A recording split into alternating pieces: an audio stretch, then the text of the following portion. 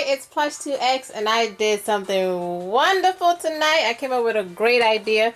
Actually, this idea came because I had to solve an issue. It was a remedy idea. Okay, so I had got some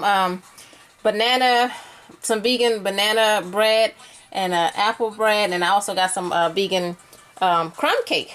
Now, this one here is the apple cake, the apple bread. I already did the banana bread and the crumb cake, so I didn't know I was going to do a recording, so I don't have them. But this is what I did, right? The crumb cake and they're all so sweet. They're too sweet for me. So they taste good, but they're just so sweet. So I was like, how could I cutting the sweetness? So I was like, okay, hold on. What can make a good blend to take away from the sweetness? So I decided to turn it into a milkshake. I got some oat milk, and then I blended the crumb cake. This is a crumb cake right here that I have blended. Now yesterday I did the banana bread and I blended that one. That tastes good.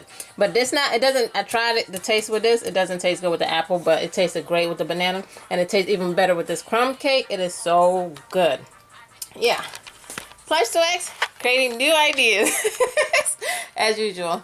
Bye.